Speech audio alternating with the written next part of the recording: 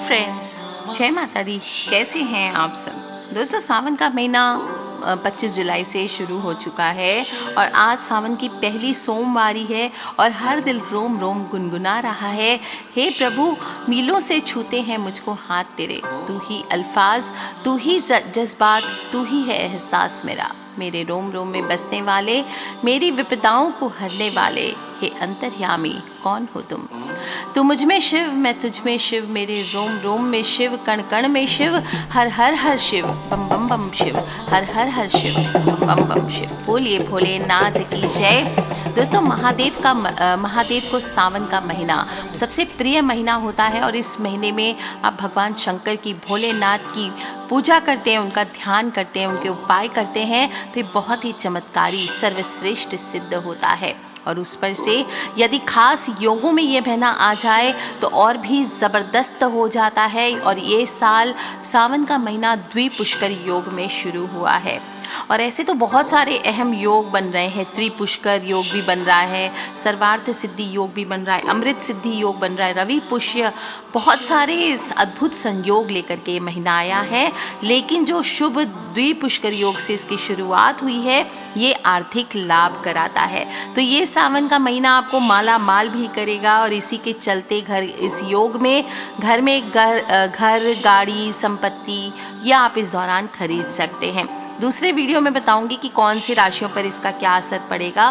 पहले जान लेते हैं कि सोमवार व्रत जो आज करते हैं लोग, वो कैसे करना है, किन नियमों का पालन करके और क्या करना चाहिए। नारद पुराण में बताया गया कि सोमवार व्रत में व्यक्ति को सुबह स्नान करके शिव जी को जल और बेलपत्र चढ़ाना चाहिए, शिव गौरी की पूजन करनी चाहिए, इसके बाद शिव कथा सुननी चाहिए और इसके बाद केवल एक ही समय भोजन किया जाता है। साधारण रूप से सोमवार का जो व्रत जो लोग करेंगे वो सुबह से लेकर शाम तक प्रदोष काल यानी तीसरे प्रहर तक व्रत किया जाता है। और 3 प्रकार से आप कर सकते हैं। प्रति सोमवार का व्रत कर सकते हैं, सौम्य प्रदोष व्रत कर सकते हैं और 16 सोमवार का व्रत भी आप अभी से शुरू कर सकते हैं। सभी व्रतों की विधि एक ही होती है। क्या करेंगे सावन के महीने में, लेकिन शिवलिंग को जल चढ़ाने से पहले ये ध्यान रख लें कि अगर आप सूर्य देवता को 1 लोटा जल चढ़ाते हैं तो ये आपके लिए बहुत लाभदायक होता है। सूर्य देव की पूजा करें, इसके बाद शिव मंदिर में जा करके आपको जल आदि चढ़ाना चाहिए। आपको तांबे के पात्र में जल चढ़ाना चाहिए, दूसरे पात्र का उपयोग नहीं करना चाहिए और जल में हमेशा शुद्ध जल, पवित्र जल, गंगा जल आदि लेकर के आपको चढ़ाना चाहिए। दूध चढ़ाने की भी परंपरा है तो दूध भी चढ़ा सकते हैं। ध्यान रखें, दूध कच्चा होना चाहिए, गऊ का होना चाहिए। पैकेट वाले दूध या गर्म किए हुए पास्चराइज्ड मिल्क जो होते हैं वो आपको उससे अभिषेक ना करें। भोलेनाथ ऐसे ही खुश हो जाते हैं जल से, तो आप प्लेन जल से भी उनका अभिषेक कर सकते हैं। गन्ने के रस से अभिषेक किया जाता है। इससे चढ़ाने से जीवन में सभी तरह की सुख और समृद्धि की प्राप्ति होती है। शाम के समय भी ये नहीं कि सुबह स्नान करा दिया, सुबह बाबा को पूजन कर दिया तो हो गया। आप सुबह करें ना करें, प्रदोष काल में यानी शाम के समय आपको शिव परिवार की पूजा ज़रूर करनी चाहिए। कैसे की जाती है घर में, अभी क्योंकि मंदिर जाना पॉसिबल नहीं है तो सभी लोग घर में शिवलिंग ले करके, शिवलिंग रख करके पूजन कर रहे हैं। शिवलिंग को हमेशा ध्यान रखें, बताया है मैंने, अभिमंत्रित करके रखिए घर पे। बिना अभिमंत्रित शिवलिंग रखने से वो पत्थर बराबर हो जाता है, उससे कोई फ़ायदा नहीं होता है। फिर आप बोलेंगे हमारे घर पे शिवलिंग है, हमारे कष्ट तो दूर होते ही नहीं है। इसलिए शिवलिंग की पूजा करें पूरब मुखी या उत्तर दिशा की ओर मुख करके आपको आसन पर बैठ करके करना चाहिए। ध्यान रखें आसन का कलर ब्लैक आदि ना हो, जो वस्त्र आपने पहने हैं वो भी नीले काले ना हो, हल्के रंगों के वस्त्र पहन करके भोलेनाथ की पूजा करनी चाहिए। पंचामृत हुआ यानी कि दूध, दही, घी, शहद, शक्कर, ये सभी चीज़ें मिला के गंगा जल से आप अभिषेक करें। पंचामृत बना सकते हैं, इन सबको मिला करके उससे भी स्नान करा सकते हैं और पूरे टाइम ओम नमः शिवाय, ओम नमः शिवाय, ओम नमः शिवाय ऐसे जप कीजिए आप। और फिर चंदन चढ़ाएं बाबा को, जनेऊ चढ़ाएं, फूल हुए, फल हुए, सुगंध इत्र ज़रूर चढ़ाना चाहिए। इस प्रकार से चंदन, रोली मोली, जनेऊ, पंच मिष्ठान, बेलपत्र, आक, धतूरा, भांग, बेर, आमरे की मंजरी, मंदार के पुष्प, कपूर, धूप दीप, ये सब चीज़ों से आप उनका पूजन करें। सब चढ़ावा चढ़ाने के बाद आप कपूर और लौंग और दीपक से उनकी आरती कीजिए। धूप जलाएं और माँ पार्वती को भी श्रृंगार का सामान आप पूजन करके चढ़ा सकते हैं। सबसे पहले लेकिन ध्यान रखना चाहिए, जब भी शिव जी का पूजन करें, सूर्य देव को जल चढ़ाने के बाद आपको पहले गणपति देव का पूजन करना चाहिए। गणपति की पूजन नॉर्मल आप पंचोपचार पूजा कीजिए और फिर दुर्वा घास, अगर हरी घास हो तो वो ज़रूर चढ़ाना चाहिए। लड्डू या मोदक चढ़ा सकते हैं, पीले रंग के वस्त्र, जनेऊ आदि अर्पित कर सकते हैं। इसके बाद कार्तिकेय और नंदी का पूजन भी अवश्य करना चाहिए। कुछ ना हो, अगर आपके पास शिव परिवार नहीं है तो शिव जी को ही आप जल अर्पित कीजिए सबके भाव करके। बेलपत्र बहुत ही प्रिय होता है, बताने की ज़रूरत ही नहीं है। बेलपत्र से आपकी हर मनोकामना पूर्ण करते हैं। कहा जाता है कि भक्त की मनोकामना बिना कहे ही भोलेनाथ पूर्ण कर देते हैं। और बेल के पेड़ को जो भी भक्त पानी या गंगा जल से सींचता है आज के दिन, उसे समस्त तीर्थों का पुण्य प्राप्त होता है। इस लोक में सुख भोग कर शिव लोक में प्रस्थान करता है। बेलपत्र की जड़ में भगवान शिव का वास माना गया है और इसका पूजन करने मात्र से तीर्थों में स्नान कराने बराबर ही फल प्राप्त कराता है और जन्मों के पाप नष्ट हो जाते हैं। शमी के पत्ते भी चढ़ा सकते हैं, बताने की ज़रूरी नहीं। खासकर जिन लोगों को शनि की 7.5 है, वो आज भोलेनाथ पर, शिवलिंग पर आप शमी के पत्ते इस सावन में ज़रूर चढ़ाइए। और जो भी पूजन आपको जितनी करनी है कर लीजिए। इसके बाद रुद्राक्ष की माला से आपको ओम लक्ष्मी प्रदाय ह्रीं ऋण मोचने श्री देहि देहि शिवाय नमः, इस मंत्र का आपको इस बार जप करना है। 11 माला का अगर जप कर सकें आप पहले सोमवार को तो ये बहुत ज़बरदस्त है। खासकर जिन लोगों को कर्ज चढ़ा, अक्सर पूछते कर्ज मुक्ति का क्या उपाय है, व्यापार में वृद्धि का क्या उपाय है, लक्ष्मी प्राप्ति का क्या उपाय है, तो आज शिवलिंग के सामने बैठ करके आप 11 माला ये वाला मंत्र जप कर लीजिए। ओम लक्ष्मी प्रदाय ह्रीं ऋण मोचने श्री देहि देहि शिवाय नमः, इस मंत्र का आप जप कर लीजिए। आप देखिए दोस्तों, आपके जीवन की सारी आर्थिक कठिनाइयाँ दूर हो जाएगी। प्रत्येक सोमवार को शिवलिंग पर विशेष वस्तु अर्पित किए जाने का भी शास्त्रों में उल्लेख आता है और 1 मुट्ठी भोग अर्पित किया जाता है हर सोमवार को भगवान भोलेनाथ को। और कहा जाता है इससे भगवान प्रसन्न होते हैं, जिसे शिवा मुट्ठी कहा जाता है। और सावन के प्रथम सोमवार को शिव जी को आज के दिन 1 मुट्ठी चावल अर्पित करने का विधान आता है। दूसरे को आप सफ़ेद तिल अर्पित करेंगे, तीसरे को खड़े मूंग की मुट्ठी और चौथे को जौ की मुट्ठी। और यदि किसी सावन में 5 सोमवार हो तो 5वें सोमवार को सतुआ का भोग लगाया जाता है, अर्पित किया जाता है।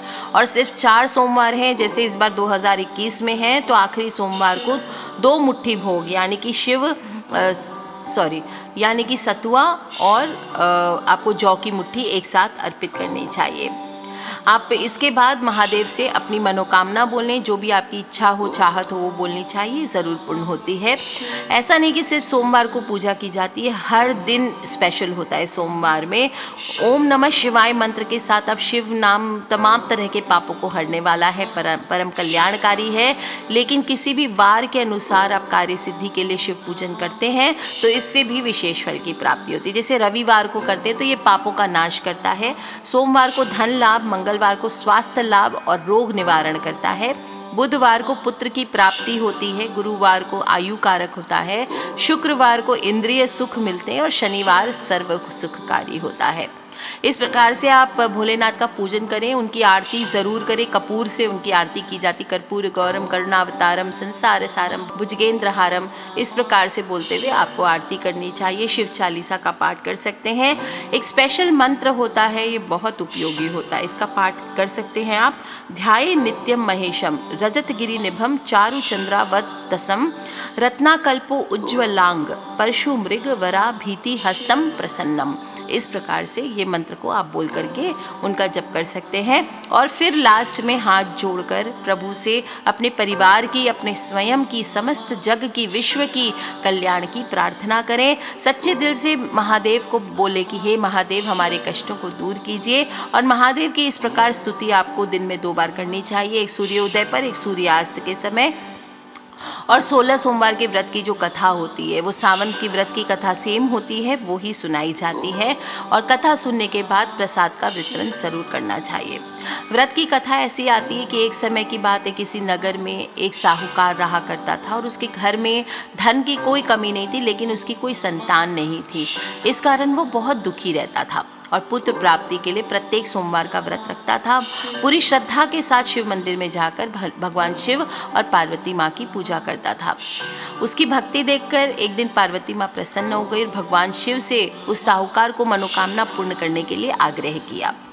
पार्वती माँ की इच्छा सुनकर भगवान शिव ने कहा, हे पार्वती, इस संसार में हर प्राणी को उसके कर्मों का फल मिलता है और जिसके भाग्य में जो हो उसे भोगना ही पड़ता है। लेकिन पार्वती जी ने साहूकार की भक्ति का मान रखने के लिए उसकी मनोकामना पूर्ण करने की इच्छा जताई। अब माता पार्वती के आग्रह करने पर शिवजी ने साहूकार को पुत्र प्राप्ति का वरदान तो दे दिया, लेकिन साथ ही ये भी कहा कि तुम्हारे बालक की आयु केवल 12 वर्ष की होगी। माता पार्वती और भगवान शिव की बातचीत को साहूकार सुन रहा था। उसे ना तो इस बात की खुशी हुई और ना ही दुख। वह पहले की भांति ही शिव जी की पूजा करता रहा। कुछ समय के बाद साहूकार के घर एक पुत्र ने जन्म लिया और वह बालक 11 वर्ष का जब हुआ तो उसे पढ़ने के लिए काशी भेज दिया गया। साहूकार ने पुत्र के मामा को बुलाकर उसे बहुत सारा धन दिया और कहा कि तुम इस बालक को काशी विद्या प्राप्ति के लिए लेकर जाओ और मार्ग में यज्ञ कराना। जहाँ भी यज्ञ कराओ वहाँ ब्राह्मणों को भोजन कराना और दक्षिणा देते हुए जाना।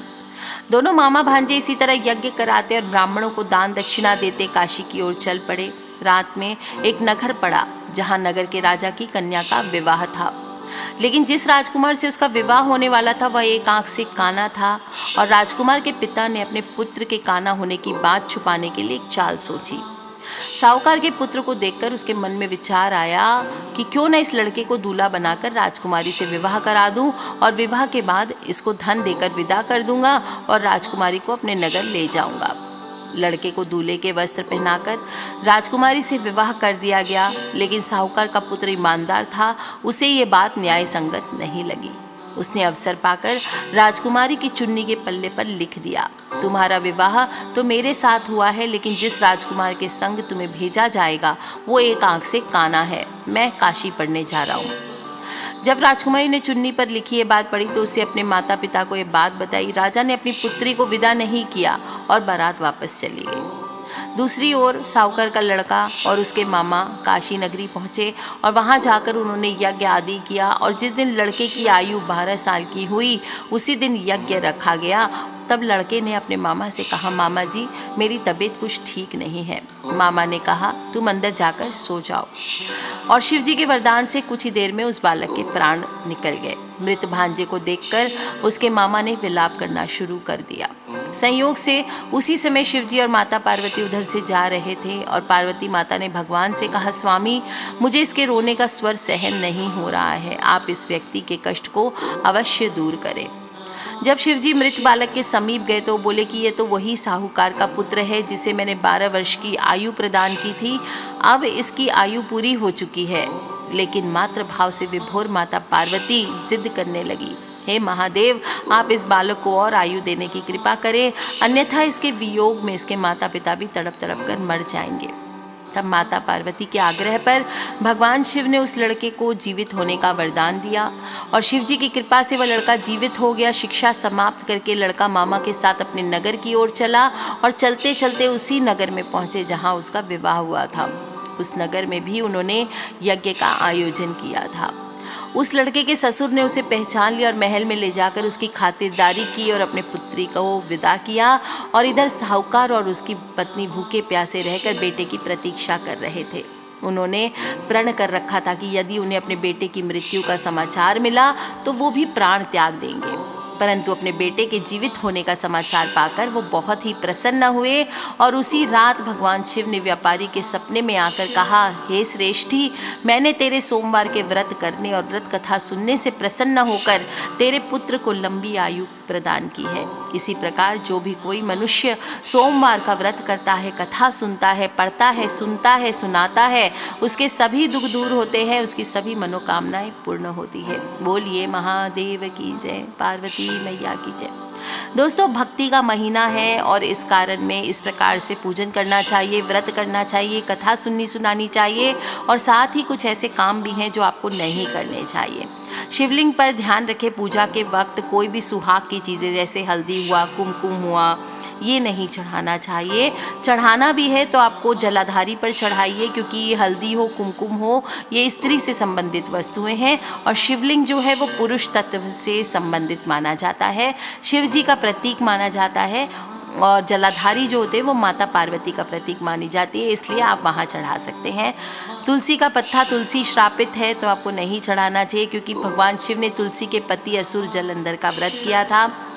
जो चावल आप चढ़ाएंगे वो टूटे हुए नहीं होने चाहिए। अक्षत चढ़ाए जाते हैं शिव जी को, यानी बिना टूटे हुए चावल। लंबे बासमती चावल, देहरादूनी चावल ये ले लीजिए, ये आप चढ़ाइए, क्योंकि टूटा हुआ चावल अपूर्ण होता है, अशुद्ध होता है, इसलिए शिव जी को नहीं चढ़ाना चाहिए।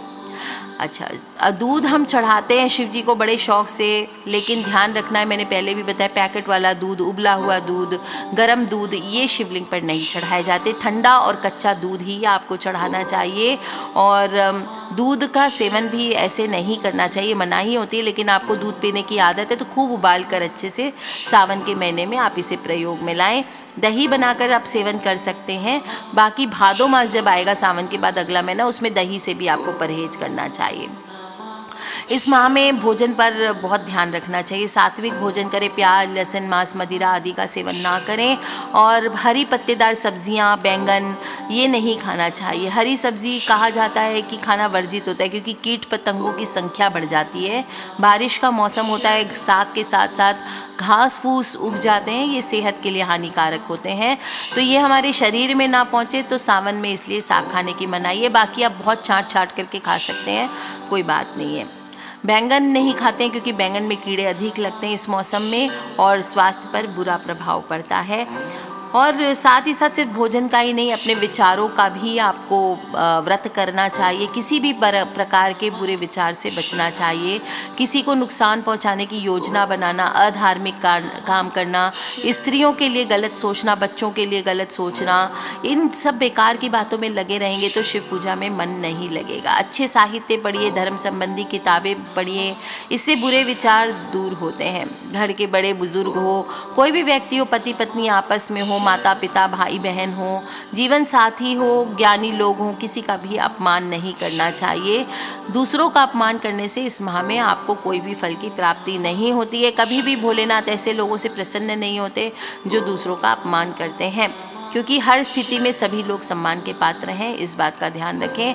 और सुबह जल्दी उठें, दिन में भी नहीं सोना चाहिए, रात्रि में भी जागरण करते हुए आपको समय व्यतीत करना चाहिए सोमवार की रात्रि को। पति पत्नी को ध्यान रखना चाहिए। अक्सर क्या करते हैं, बात बात में लड़ पड़ते हैं, वाद विवाद करते हैं, छोटी छोटी लड़ाइयाँ होती है, और छोटी छोटी बातें जब बढ़ जाती है परिवार में तो पूरा घर अशांत हो जाता है, कलेश का वातावरण हो जाता है। और ध्यान रखें, जिस घर में कलेश होता है वहाँ पे कोई भी देवी देवता निवास नहीं करते। आप ही किसी के घर जाएंगे, वहाँ लड़ाई झगड़ा हो रहा है तो आप रुकेंगे नहीं, रुकेंगे ना।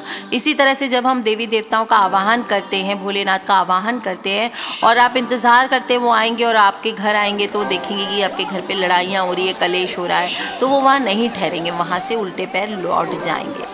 थोड़ा शांत रहें, एक दूसरे की गलतियों को भूल कर आगे बढ़ें, घर में इससे शांति रहेगी। और प्रसन्न मन से पूजा करेंगे तो मनोकामनाएं भी जल्दी पूर्ण होगी। क्रोध भी ना करें, क्रोध से क्या होता है, मन की एकाग्रता भंग होती है। और शिव का क्या करना है, शिव जी को हम ध्यान करते हैं। शिव ध्यान, आप पूजा करें ना करें, शिव जी का ध्यान ज़रूर करना चाहिए। ओम नमः शिवाय, ओम नमः शिवाय, इस प्रकार से उनसे कनेक्ट कीजिए। और जो लोग भी क्रोध करते हैं उनसे फिर मन की एकाग्रता भंग हो जाती है, सोचने समझने की शक्ति खत्म हो जाती है, आवेश में फैसले लगते हैं जो कि अधिकतर नुकसानदायक होती है। क्रोध करना भी एक बुराई होती है, आपके अंदर एक बुरी आदत समझ लीजिए। और इसीलिए शिव जी के सावन के इस पवित्र महीने में आपको शांत रहना, शिव की तरह शांत हो जाइए, बिल्कुल काम हो जाइए। इस तरह से आपको ये महीना व्यतीत करना चाहिए, क्योंकि अगर आप मन को अशांत रख करके पूजा करेंगे तो पूजा का कोई फल प्राप्त नहीं होगा। बहुत ही छोटा सा उपाय बताया है, कथा सुनाई है मैंने। सोमवारी है आज, सावन की पहली सोमवारी, और बाबा की इस प्रकार से पूजन करिए, उनको शिव मुट्ठी चढ़ाइए, एक मुट्ठी कच्चे चावल ज़रूर अर्पित कीजिए आज शाम के समय प्रदोष काल में। और फिर देखिए दोस्तों कैसे आपकी सब मनोकामनाएं पूर्ण होती है। ठीक है फ्रेंड्स, लव यू ऑल, जय माता दी, बम बम भोलेनाथ के। अपने फ्रेंड्स, फैमिली, मम्मी पापा, भाई बहन, बच्चे सभी लोगों से इसे शेयर करना बिल्कुल ना भूलें। ठीक है फ्रेंड्स, लव यू ऑल, जय माता दी, बम बम भोलेनाथ।